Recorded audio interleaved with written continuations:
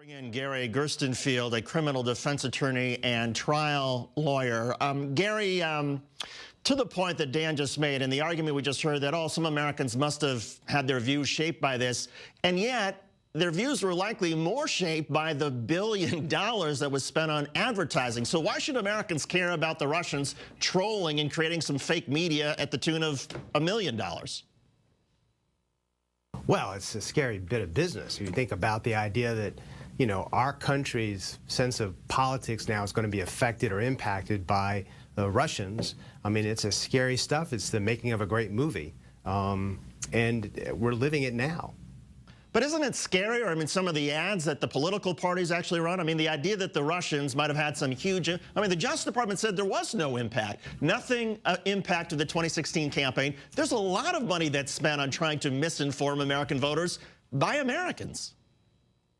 Well, you know, I'll tell you, when Rosenstein, when he said that this did not affect the election, it makes you wonder, why would he say that? First of all, it's not the point. The purpose of an investigation is to ferret out and then present an indictment, present information, not to reach conclusions, at least this early into the investigation.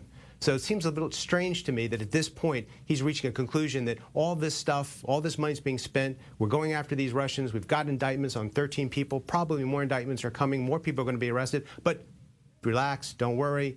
The election was still fair and honest. That seems like a strange dichotomy between what the purpose of the investigation, the money's being spent to pursue this investigation, and then already reaching such an early conclusion.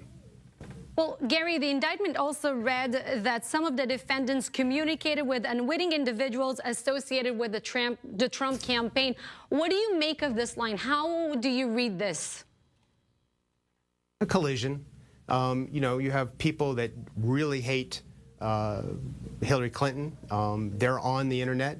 They're easy to contact or easy to reach out to. A grassroots organization, or the concept of grassroots, is that it isn't a specifically organized, like a national thing where you have, you know, identified individuals. It's just anybody. I mean, that's the thing about the internet. You don't know who necessarily you're talking to. As a matter of fact, the internet makes the whole Russian thing, this whole investigation, possible because of the anonymity, because you're able to assume an identity. And frankly, it's not necessarily illegal. If you want to create a grassroots organization and call yourself something, you can do that. If you want to create a persona of somebody that you're not and try to create that and go after Hillary Clinton using this persona, maybe because you don't want your boss to find out what you're doing, that's not necessarily illegal. And it's a ripe opportunity for something like this to happen, where the Russians have a lot of money, they come in and they spend it, and nobody's paying attention. After all, Facebook didn't say no to the money. None of these organizations said no to the money. None of the marketing companies looked to see where it was coming from. Hey, you want to spend the money, whatever.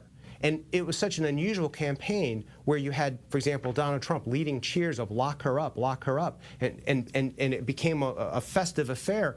It was perfect opportunity for Russian meddling. And whether it's illegal or not is an interesting issue, because unfortunately what Mueller's also going to run into is the problem of the First Amendment, which is that people can say some terrible things, particularly about public officials and public figures. I mean, after all, Hillary Clinton is about as public a figure as you're going to get. And what that means is you can say terrible things about her, even if you, even if you know they're not true. I want to circle back to your answer to Tal, because Tal was asking about the indictment and the unwitting contacts with the Trump campaign, and she asked what your take on that was. Did you say collision or did you say collusion? Well, so far, the only thing that I thought I heard you say collusion.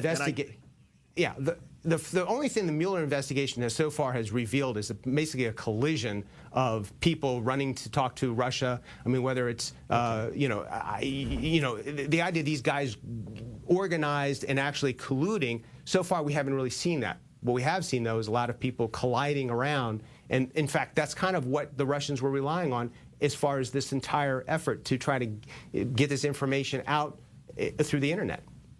Gary, it could be that as we speak now, this is still ongoing. You know, Russian forces try to intervene, looking towards the midterms even. Do you think this indictment is an actual deterrence?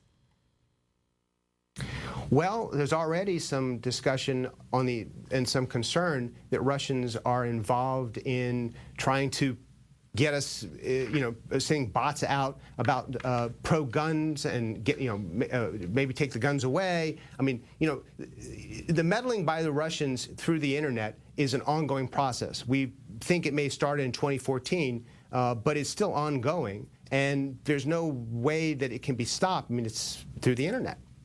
Gary Gerstenfield, criminal defense attorney and trial lawyer. Gary, thanks so much. We appreciate it.